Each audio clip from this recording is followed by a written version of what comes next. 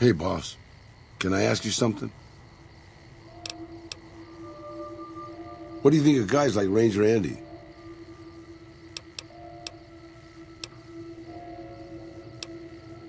I mean, guys who have a world of experience doing what they do, but have to give it up because they're getting old and slow or too injured.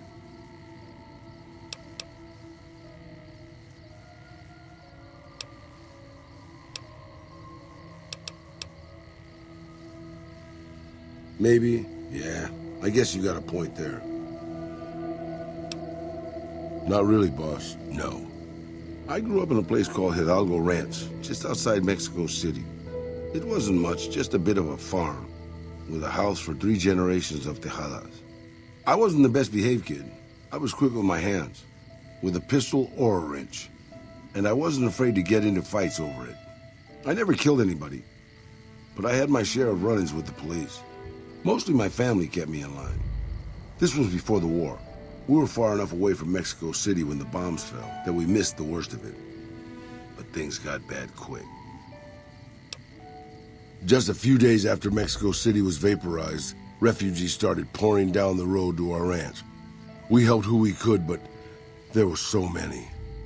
Eventually, my father started turning people away before we ran out of food. Things got violent. My father and I got our guns, and we drove them off. About 24 men came back in the night after we'd gone to sleep. They set fire to the ranch house and barred the doors from the outside. My whole family was trapped inside. I smelled the smoke, and I got myself and my little sister Rafaela out through a window. But everyone else, my parents, my grandmother, my 2 brothers, and 2 of my sisters, all died. Rafaela and I ran. We were pursued by some of the men who attacked our home, but I was always a good shot. The ones who came after us, I killed. The rest, I left be. I had to take care of Rafaela, not throw my life away on revenge.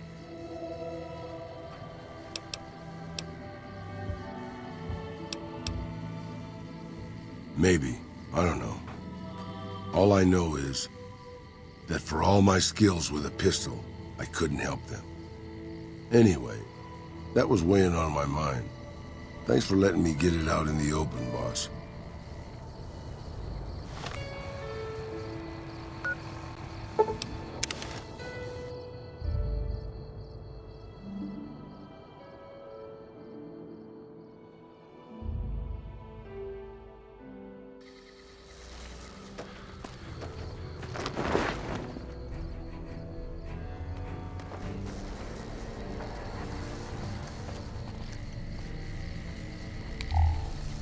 Hey.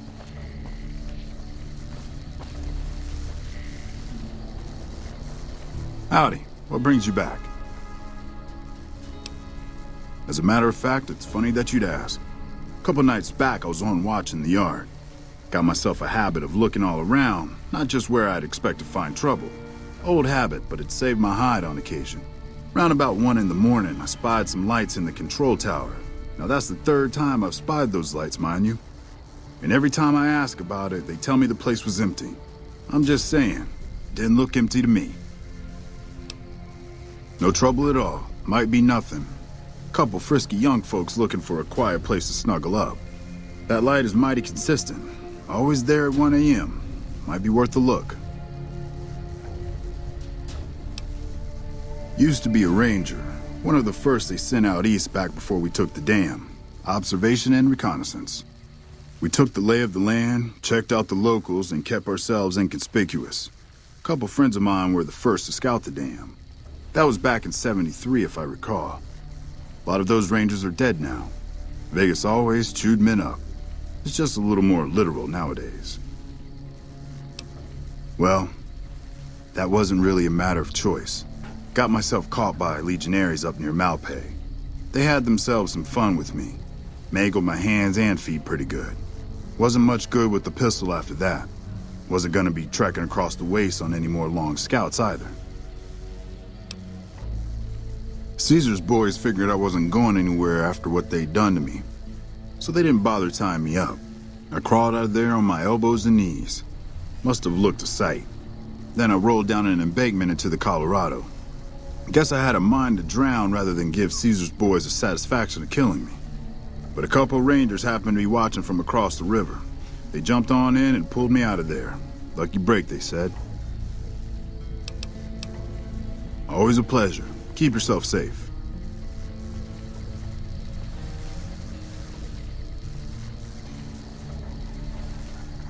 How do you know I had a sweet tooth, boss? Got a second to talk, boss? Meeting Corporal Sterling, well, it kinda got me thinking. Here's a guy that's been beat all to hell, right?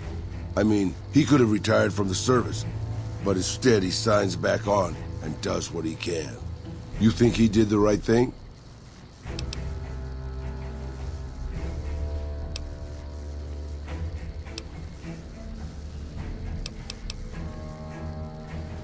You think so, boss? Because I remember a time when a lot of people stuck to their duty no matter what. It ended with nuclear bombs falling on my hometown. After the fire, I knew my sister and I couldn't stay at Hidalgo Ranch anymore. The refugees still wanted me dead. They even put a bounty on me. I remember how scared Rafaela was. I told her if she came with me, we'd see the Vaqueros.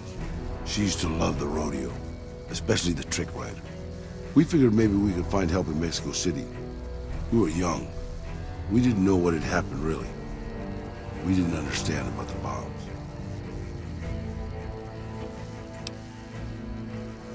I don't think it was as hard hit as DC or Bakersfield, but it was bad enough. By the time we got there, the city was a radioactive ruin. Still, the city was full of looters, already forming into the beginnings of raider tribes. Crime was bad before the war, but now it was a nightmare. We were living like scavengers, scraping by on what little food we could find, always looking for medicine for my burns. And then, of course, the radiation started to kick in, turning me into this handsome devil you see before you. You're a poet of understatement, boss. But there were moments it was almost worth it. I still remember finding that novelty costume shop. I was just looking around for something I could slice up to wrap my burns when I saw the Vaquero outfit hanging on the rack like it hadn't been touched. I took it, not like anybody else needed it, you know, and wore it back to our camp. Rafaela laughed, for the first time since the bombs had fallen. It was. I started to build up a legend. Sometimes it headed off trouble, but most of the times it just started more. Young punks looking to prove themselves would come looking for me, but my eyes were sharp and my guns were quick. For a while, it seemed like we might even survive there, until Rafaela. She went out to find some food one day. I was sick, so I stayed at our camp. I guess it must have been the beginning of radiation poisoning. Anyway, it was supposed to be safe, but some raiders happened to pass through where she was scavenging. I won't speak of what they did to her. When I found her body, the only way to recognize her was this funny little scar on her knee from when she was a little girl. Terrible doesn't begin to cover it, boss. I let my whole family down. First the ranch, now Rafaela. I was the last Tejada. I guess maybe I went a little crazy then. I took my guns and went back to that market. I didn't have many bullets, but I had enough. After the raiders were dead, I salvaged what I could from the store. I was tired. I just wanted to be alone forever. I left Mexico City behind. I made my way out to the Gulf Coast. Eventually, I found an old Petro Chico refinery nobody had claimed. I stayed there for a little while, and I thought a lot about my life. I thought about the guns I'd lived by, and what they'd gotten me. I decided my guns hadn't gotten me anything, and it was time to give it up. I took off the old Vaquero outfit and put on a Petro Chico jumpsuit. The name tag said Miguel, so I started using the name myself. Eventually, I made it to Arizona. That's another story, boss.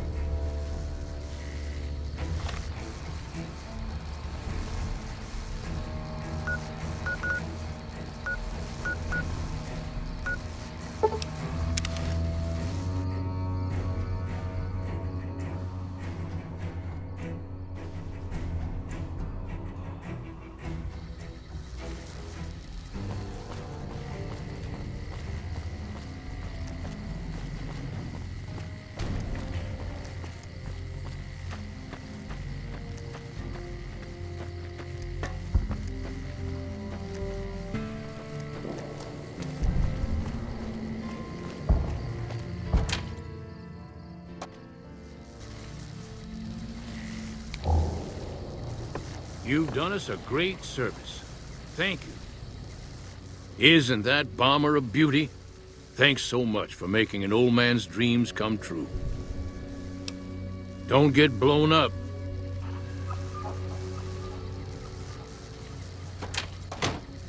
That's a good thing to see, huh, boss? That loyal guy. He's getting up there in years, but he still finds a way to make himself useful to his people. If you ask me, that's better than withering away all alone or holding on to some faded piece of glory from your past.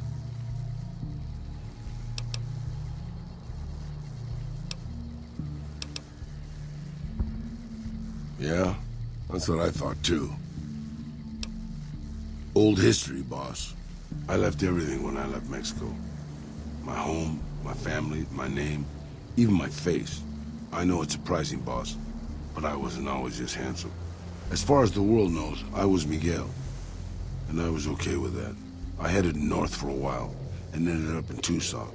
Not Tucson, by the way. Things were good there. Well, maybe not good, but better than Mexico City anyways. I found myself a little shack, started fixing things. Oh, sure, boss. I was always good at fixing things. Some I fixed for the town, some I fixed for other people, some I fixed just for the hell of it. It's a better way to use your hands than killing. And even then, I wasn't getting any younger or faster.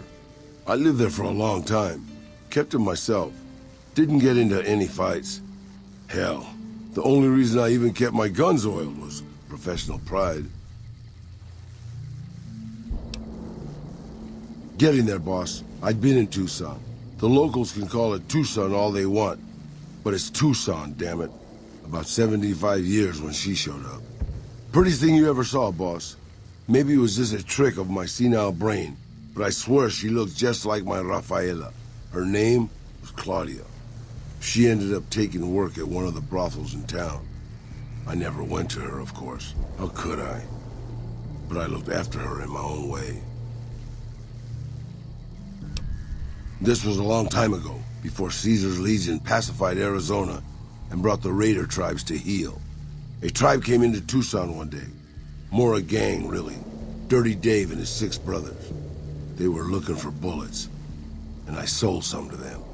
I figured if I did that, they'd leave town before they tore it up too much. No, boss. No, they didn't. As I was saying, I hoped they'd leave the town in peace. Instead, they decided to stop at Claudia's brothel to take the edge off. I don't know which one of them got rowdy first, but by the time I heard the screams and got my guns, it was too late. They shot up the brothel, killed 4 girls, and taken Claudia for their sport. I went after Dave and his brothers. They had a head start, but they slept nights. I didn't. It took me 3 days to catch up to them. Claudia was dead when I got there. They put a bullet in each of her eyes. I couldn't do anything except avenge her, just like Rafaela. I charged into the middle of their camp and started firing. 2 of them were dead before they knew I was there. The other 5, though, they shot the shit out of me. I would have died, I think, if I wasn't so full of rage. By being a meaner old cuss than the rest of them, boss. I wanted to keep living until they weren't. So I just kept shooting until they were all dead. I was in pretty bad shape in the end, though. I don't know how long I laid there, with the sun baking me and the buzzards chomping at me. Eventually, I got the strength to start moving. Some long time after that, I managed to drag my carcass back to town. When I recovered, more or less anyways, I left Tucson and headed west. I ran into Tabitha at Black Mountain, and well, the rest you know. I swore I was done with the gunslinging life. I was too old, too slow, and too beat up to protect anyone anymore. I thought I was done forever, but after traveling with you, I realized I've always had my doubts. About whether I still had what it took to carry my pistols proudly, to use them to do what's right. And now that I've been traveling with you for a while, you made me realize that I can still do that.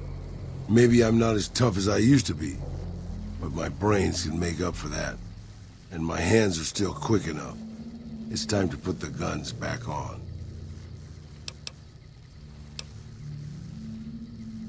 You can bet on that, boss.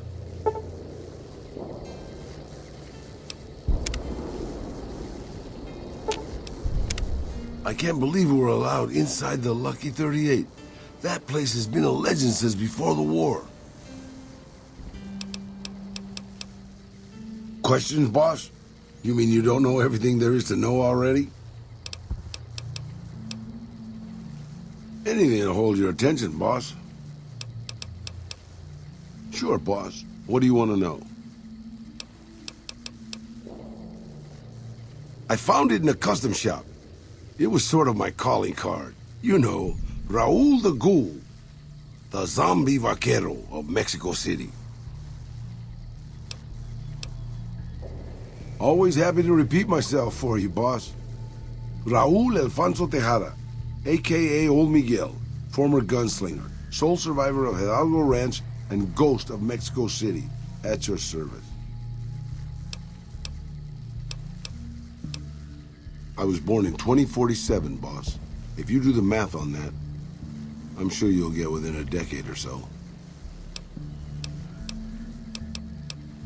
I was born just outside Mexico City. My family had a little ranch there. After they died, I took my little sister, my Rafaela, to Mexico City. She died there, so I moved on. I came across an old Petro Chico refinery, found Miguel's jumpsuit, and decided to hang up the guns for good. I headed up into Tucson and lived there as old Miguel for a while. Things were okay, then they got bad, and I headed west to the Mojave. And that, boss, is all she wrote. Felt good to put the old Vaquero outfit on again. Feel a lot sharper with a pistol now. I still wouldn't put these old bones on the front line. I can also do maintenance work on your stuff. I don't have the supplies for a real repair job, but I can keep your gear working longer. I don't have the supplies for a real repair job, but I can do some routine maintenance to keep your gear working longer. It won't exactly get better, but it'll get worse slower. Anything you say, boss.